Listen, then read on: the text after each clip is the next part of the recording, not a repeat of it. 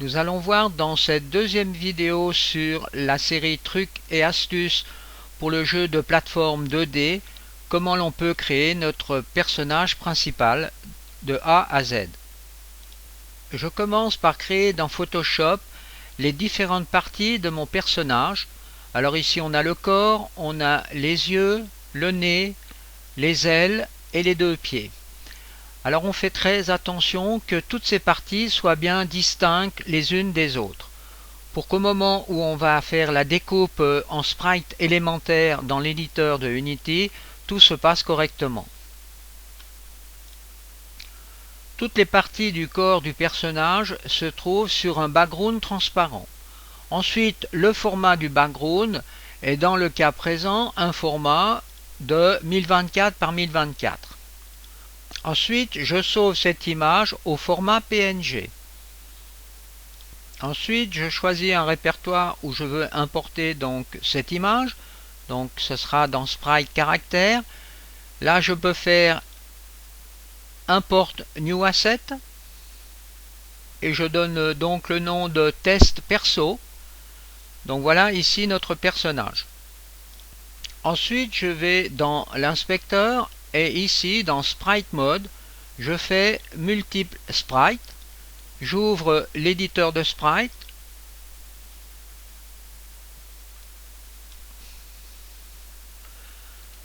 Et maintenant, je vais faire une découpe des différents composants. Alors, je vais dans Slice. Je fais type automatique, le pivot au centre et je fais Slice. Donc là, on voit que les différentes parties ont bien été découpées. Alors on fait une vérification. Alors ici, eh bien, on va voir justement l'opportunité de supprimer, vous voyez, ces petits slices qui ont été créés et qui ne sont pas du tout voulus. Donc on les supprime. Celui-là, il n'est pas correct, donc on peut agrandir, le remodéliser. Je vérifie que tout le reste est correct. Voilà, ça a l'air correct. Alors, à ce moment-là, eh bien, quand tout est correct, je peux faire Applique. Et vous voyez ici, j'ai créé les différentes parties du personnage. Ensuite, pour créer mon personnage, dans la scène, je vais utiliser l'héros qui a été créé donc dans le jeu de plateforme. Je vais le prendre comme modèle. Alors, à la différence que je vais donc, vous voyez, supprimer toutes les parties du héros.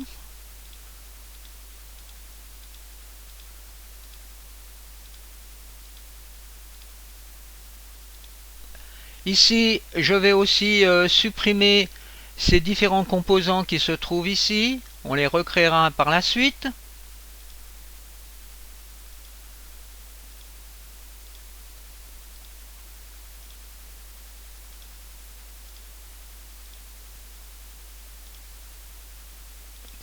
Je change le nom du héros en l'appelant Player.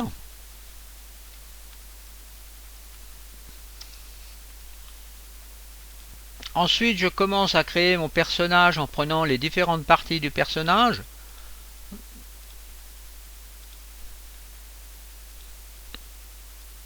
Je fais un drag and drop donc dans Player. Et je positionne donc le personnage au bon endroit dans la scène.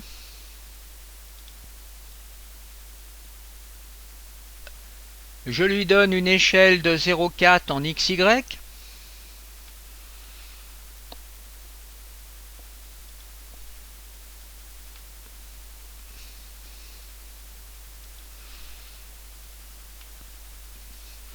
Je n'oublie pas de choisir un layer, le layer caractère. Donc ça, c'est les layers qui ont été créés dans le jeu de plateforme. Ensuite, je vais mettre ceci en 0. Je laisse ceci en 0. Alors souvenez-vous, on est en 2D et là en 3D. Donc là, on est sur le plan 0 pour le corps. Alors on en profite ici aussi pour donner le nom de corps à notre personnage.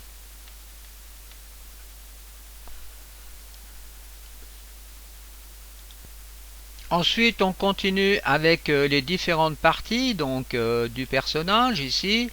Donc on fait des drag and drop dans Player. On donne le nom de chaque composant.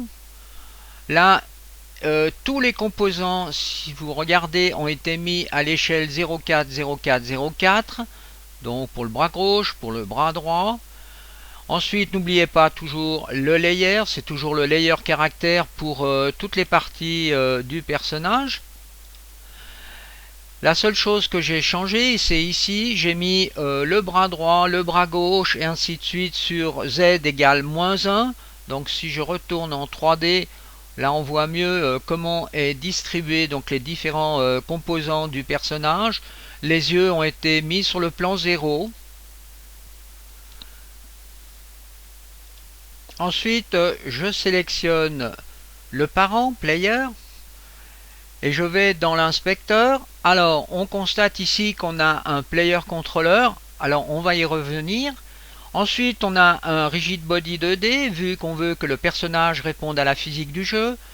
On va mettre une gravité à 0. On ne veut pas que le personnage tombe au moment où on va lancer le mode game. Ensuite, on rajoute un premier box collider 2D.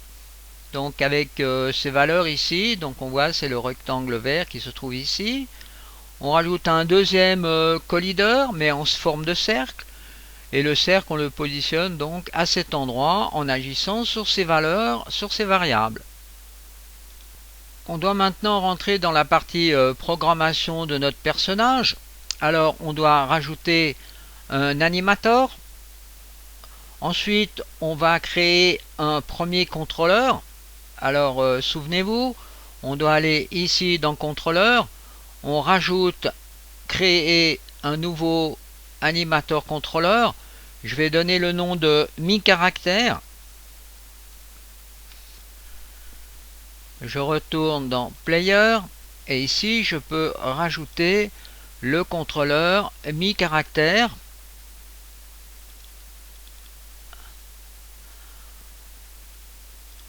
Et je mets le culling mode à based on render. Maintenant, nous devons animer les différentes parties de notre personnage. Donc, dans une situation de marche, dans une situation de jump, je sélectionne le player, je vais dans l'éditeur d'animation, je crée un nouveau clip. Alors, ce nouveau clip va dans l'asset animation clip, je l'appelle marche.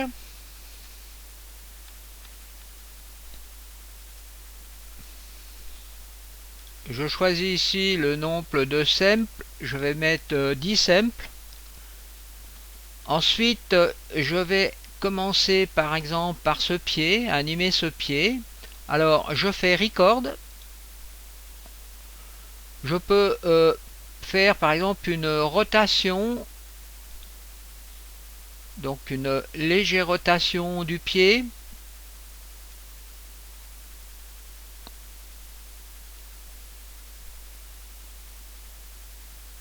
Ceci. Donc là vous voyez que des points clés se créent. Alors je vais déplacer ceci en 0,5 et je vais changer donc la position du pied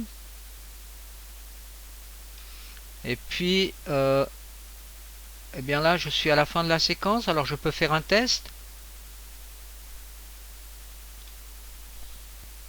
La séquence que je viens de créer ne me plaît pas, donc je peux aller sur les points clés, vous voyez, les sélectionner, par exemple avec le bouton droit faire Delete Key pour supprimer les clés.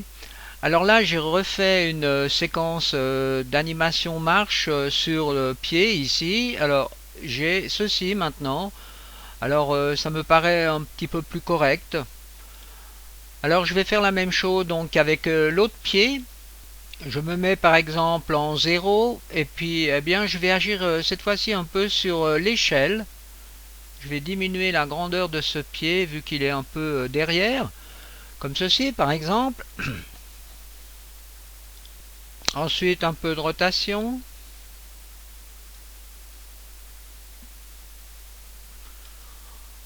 Un peu de déplacement. Maintenant, je vais à cet endroit.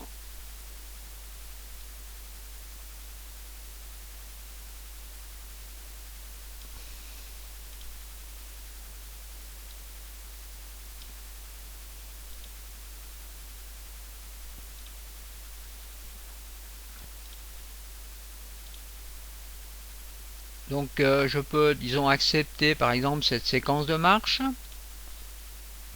Vous pouvez ensuite affiner les courbes en appuyant sur ce bouton ici pour faire apparaître les courbes. Et là, donc vous pouvez toujours ajuster donc les points de rotation, les tangentes aussi en faisant bouton droit, Free Smooth. Vous voyez, vous pouvez agir donc sur les tangentes.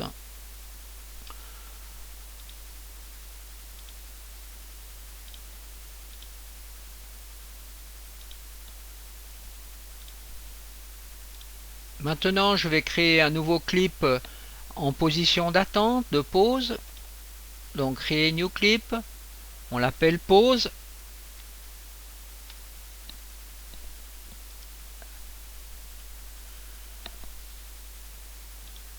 Je vais créer une petite oscillation donc du corps.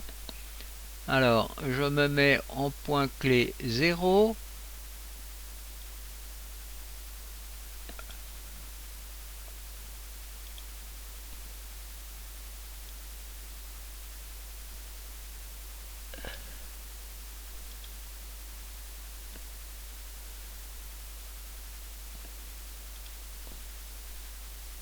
Je peux rajouter peut-être un peu encore éventuellement un changement de position, un léger changement de position.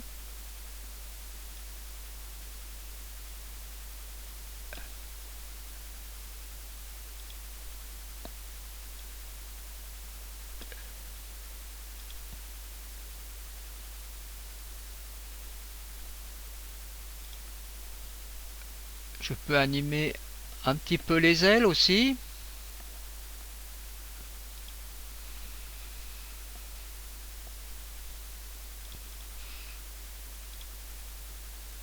Donc voilà peut-être l'animation de pause. Si je ne suis pas content de mon animation, je peux supprimer les clés en cliquant avec le bouton droit sur la clé et faire Delete Key. Alors là, j'ai recréé donc une animation un peu plus sophistiquée, je dirais, un peu plus complète, en animant les deux pieds et puis les deux bras du pingouin. Donc là, si on regarde le pied gauche, on a la position et la rotation du pied gauche. Donc ici, on a fait une rotation du bras et aussi une position du bras. On change la position et la rotation du bras. Ensuite, je crée une nouvelle animation, un nouveau clip. Alors, le personnage en mode pause. Donc voilà le personnage en mode pause. Et puis ici, j'ai une dernière animation, le saut, donc le jump du personnage.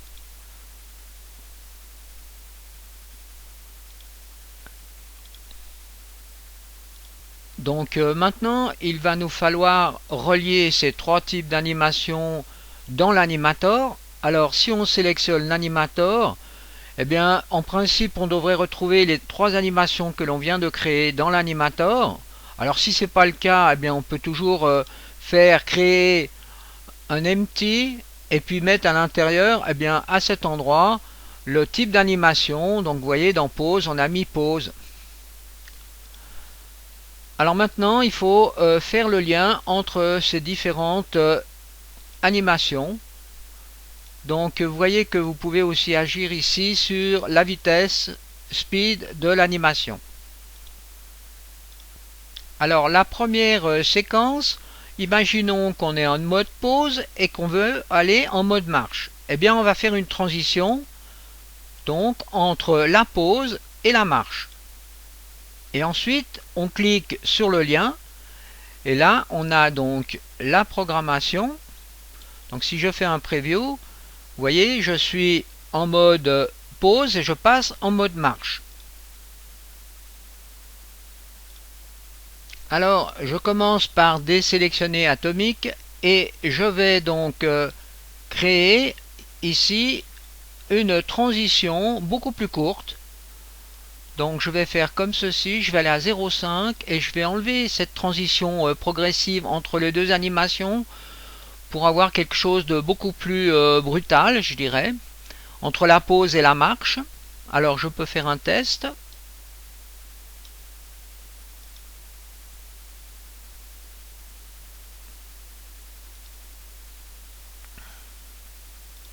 On peut ici donc modifier, vous voyez, en déplaçant les animations.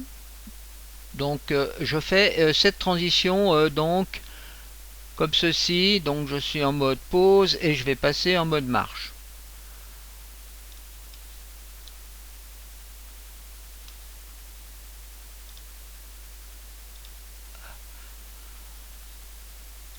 Maintenant, il va falloir créer une variable que l'on va appeler vitesse. Donc je clique sur paramètres ici, je fais une variable du type floating point, je donne le nom de la variable que j'appelle speed, et cette variable va être utilisée par la suite dans le script, dans le player controller.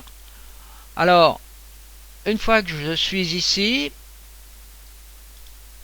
je reviens à cet endroit et je fais speed et je vais déclencher donc l'animation quand la vitesse sera plus grande que 0.1.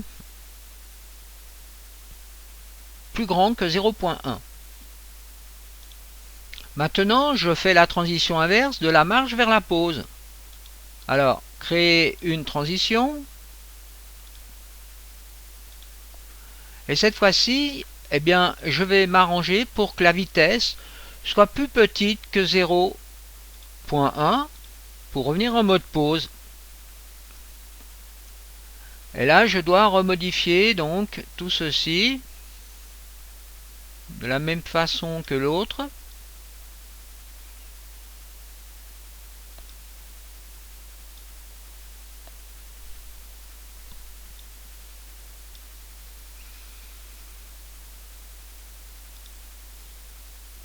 Je continue en créant une transition entre la marche et le saut.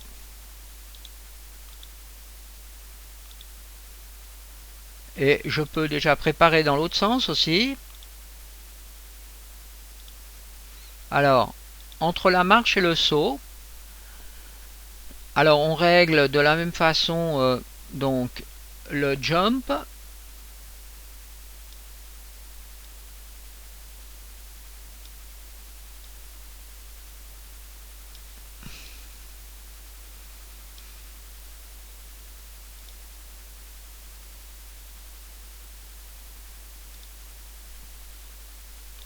Et cette fois-ci, on doit créer une variable du type trigger. Alors, on fait plus, trigger, et on donne le nom de jump. De nouveau, c'est une valeur qui va être utilisée dans le script. Alors ici, je fais jump.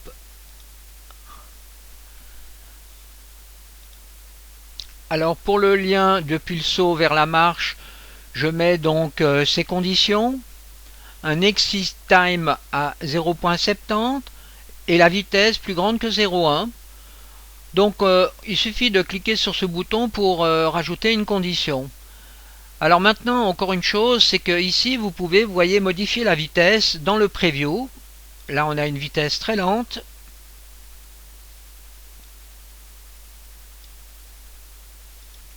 Et maintenant, pour finir, on a encore les deux liens ici à créer. Donc premier lien, ici c'est un jump quand on part de la pause vers le saut. Donc la condition est jump et donc là le preview donne ceci. Maintenant l'autre condition, eh bien du saut vers la pause, on aura cette fois-ci une condition exit time. Alors à 0,7 par exemple.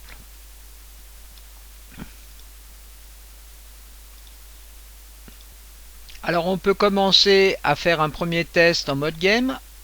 Donc je sélectionne le personnage, je me mets en mode game et je lance le mode game.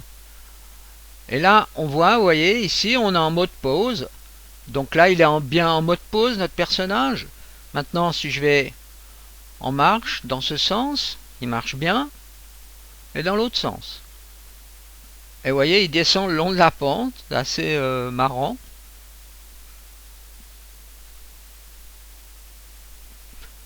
Mais par contre, si je fais un saut, eh bien, le saut n'est pas réalisé. Tout simplement parce qu'il manque encore une information pour le script.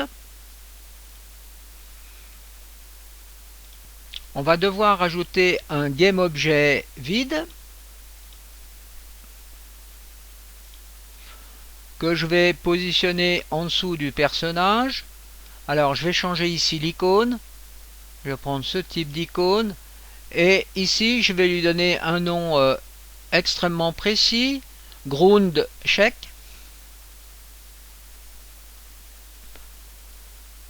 Car ce nom est récupéré dans le script.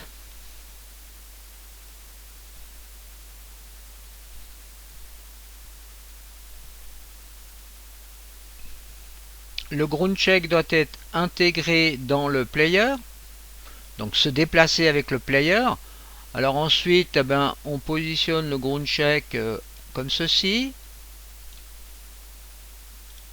Encore une chose, si vous sélectionnez ici le player, faites attention que le tag soit player et que le layer soit player. Alors pour le bras droit, eh bien il n'y a pas de tag, mais le layer est player. Le bras gauche c'est la même chose. En somme, pour les différents composants donc du personnage, on a layer. On fait le même avec le GroundCheck player. On peut maintenant faire un test.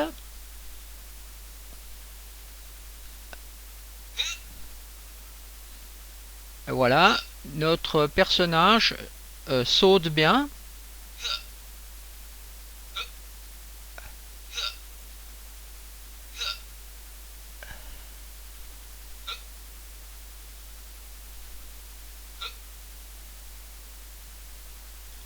Alors regardons maintenant le script donc player controller qui nous permet donc de faire ces différentes actions. Donc le déplacement à droite ou à gauche du personnage avec la marche et aussi la possibilité de faire un saut. Alors ici on a différentes variables. Donc ces variables publiques on les retrouve donc ici dans le panneau du script. Alors vous voyez ici on peut déjà agir sur la force. Donc une force qu'on additionne au player quand il va à gauche ou bien à droite. Ici on additionne, donc on donne une certaine vitesse au personnage là. Donc ici la force est de 100, la vitesse est de 4. Et là on a donc la force au moment où on fait un jump, donc 1000. Alors faisons déjà des petits tests. Je fais un premier test ici avec ces valeurs.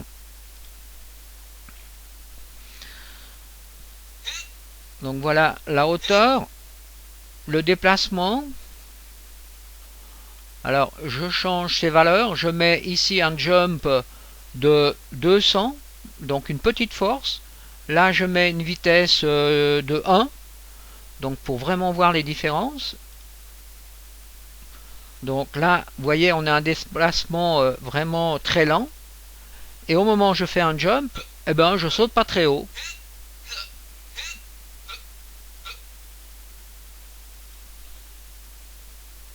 Donc dans l'initialisation des références ici dans cette sous-routine, ici vous voyez l'importance du GroundCheck. Donc ici on va donc tester le GameObjet GroundCheck qui est positionné sous le personnage.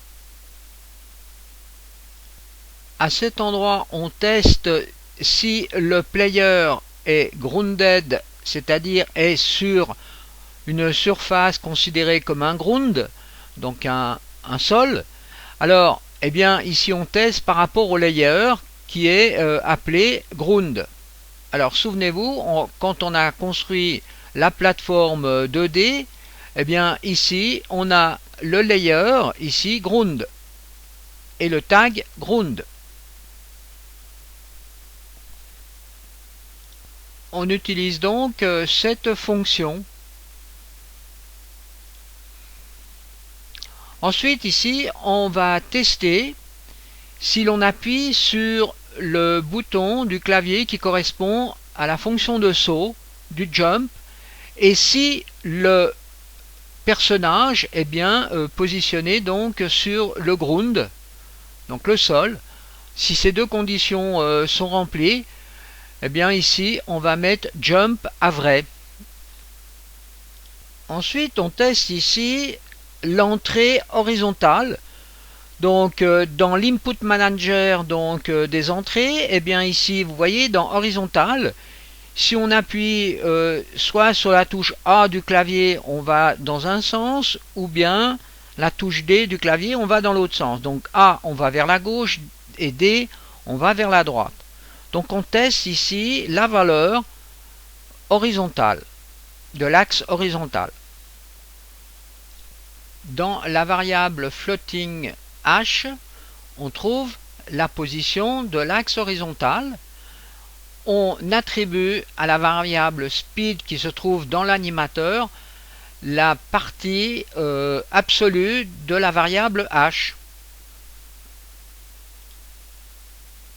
Donc ici on a la variable speed. Ensuite ici on effectue un premier test.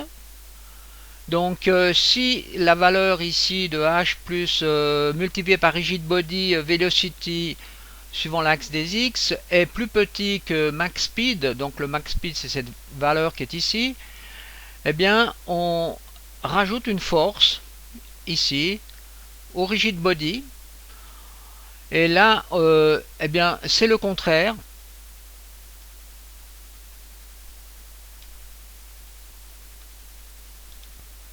À cet endroit on fait un nouveau test pour savoir dans quel sens est le personnage et suivant le sens on effectue un flip dans cette sous-routine qui se trouve là. Ensuite ici on a la partie jump.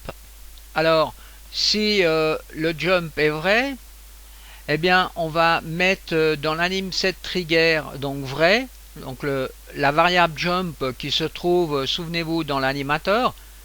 Et on va donc pouvoir créer l'animation de jump. Et on rajoute ici une force pour faire sauter notre personnage.